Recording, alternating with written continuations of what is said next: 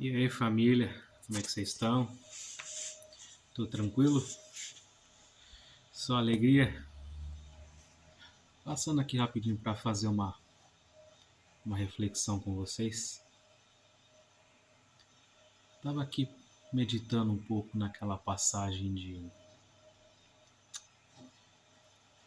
da morte de Lázaro,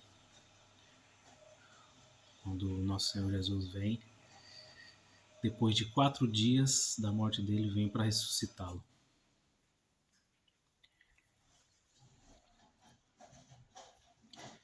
E muita gente às vezes questiona, né?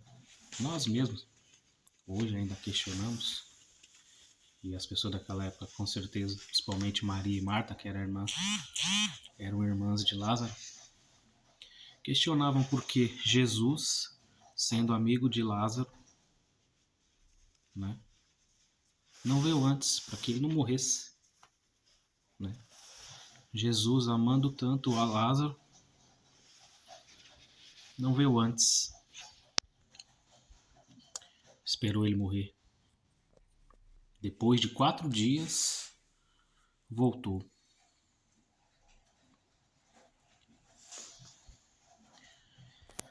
O Senhor Jesus não fazia nada por si só. Ele sempre estava seguindo as orientações do Pai, né? E nada era por acaso, principalmente os milagres, né? E você analisando, parando para analisar, se ele voltasse antes, por ele ser amigo, né? Ser amigo de Jesus, como a própria palavra diz, e fizesse algo antes, muitos poderiam questionar e dizer que ele estava mentindo, que ele não ressuscitou, né? Ou teria curado ele antes de morrer e poderiam alegar muitas coisas, não é? Mas não, mesmo sendo amigo dele, ele esperou 4 dias, porque todos nós sabemos que depois de 4 dias de uma pessoa morta, ela já está em estado avançado de decomposição, ou seja, já não há mais vida ali, de nenhuma forma, nenhuma possibilidade. A carne já está em estado de putrefação, se deteriorando, ou seja, o milagre seria maior e não teria como ninguém questionar. E ele fez isso na frente de muitas testemunhas. Só que, parando para analisar, eu observei Claro que muitas pessoas podem ter já visto isso, mas eu ainda não tinha observado, não tinha visto isso.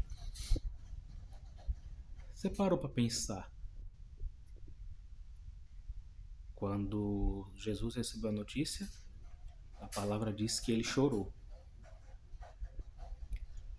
E que Lázaro ficou morto por 4 dias. Né? Quando você puxa isso lá para Gênesis, quando Adão pecou, né? O Senhor, o Criador, disse que para que ele não comesse daquele fruto da árvore do conhecimento do bem e do mal, que verdadeiramente ele morreria. E ele comeu. E naquele momento que ele comeu, desobedecendo assim às ordens do Criador, com certeza, como todos sabem, o Criador se entristeceu. E ali ele morreu. Não morreu fisicamente, mas espiritualmente ele estava como se estivesse morto. E assim foi-lhe dado, ele conheceu que estava nu, né? Ficou com vergonha. E o que o Criador fez para cobrir as vergonhas dele? Matou um cordeiro, tirou-se a pele e fez roupas para ele e para Eva. Ou seja, conforme o pecado foi cometido, para desconstruir aquilo, alguém teria que morrer no lugar, para pagar aquele pecado. E ali já começou o sacrifício. O sacrifício do cordeiro morreu para que pudesse vestir Adão e Eva e eles não andarem envergonhados. Tá. Levando isso agora para o caso de Lázaro, você para pensar. Se o Senhor Jesus veio a essa terra para nos dar vida e vida com abundância, para que todo aquele que nele crê seja salvo, para analisar. De Adão, de acordo com alguns estudos, de Adão até Abraão são 2000 anos. E de Abraão a Jesus são mais 2000 anos, ou seja, 4000 anos.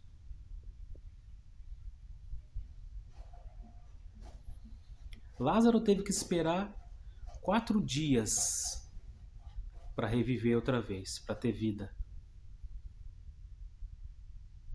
Jesus veio nessa terra, de acordo com os cálculos, de acordo com esses cálculos que eu mencionei, depois da criação, depois do pecado, demorou 4000 anos. Não é? E a palavra diz que um dia para Deus é como se fosse 1000 anos, e 1000 anos como se fosse um dia. Você consegue fazer a analogia do que Cristo estava fazendo ali? A salvação para Lázaro veio em 4 dias, mas para a humanidade demorou 4000 anos. Ou seja, ele veio para todos nós que estávamos mortos no pecado, porque o sacrifício de animais não é o suficiente, né? A lei está lá, tinha que ser cumprida, mas a lei era como sombra para coisas futuras, em realidade, que era Cristo, o verdadeiro Cordeiro, e o que tira o pecado de todo mundo. Ou seja, ele estava ali demonstrando o que foi feito durante toda a era humana. Todos nós tivemos que esperar 4000 anos a vinda dele, para que ele, por meio do seu sacrifício, nos trazesse de volta à vida. Dar-nos o direito à vida, a todo aquele que nele crê. Né? Às vezes é coisa que está escondida ali na palavra, né? Camadas de revelações que está escondida, que às vezes a gente não consegue enxergar, observar. Isso não está só nessa passagem, tá? Em muitas outras partes da Bíblia, assim como o Senhor falava com todos por parábola, até porque nem todos iam entender. Tinha aqueles que não entendiam, tinha aqueles que não queriam entender, tinha aqueles que queriam entender, mas de momento não entendiam. Ou seja, só ia entender quem realmente o buscasse em espírito e em verdade. E muitos às vezes não entendem porque o Senhor falava as palavras e porque a Bíblia é difícil de entender, é exatamente por isso. A palavra diz: conhecereis a verdade vos libertará. Examinai as Escrituras para que não sejais enganados.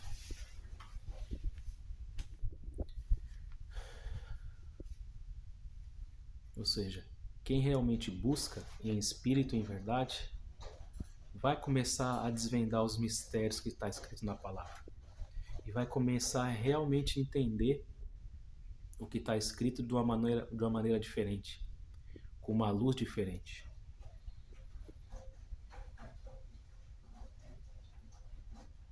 Mas é isso. Era só uma reflexão. E qualquer dia desse eu volto aí outra vez. Mais alguma reflexão para vocês, tá bom? Fiquem todos na paz do Criador aí. Deus abençoe a todos.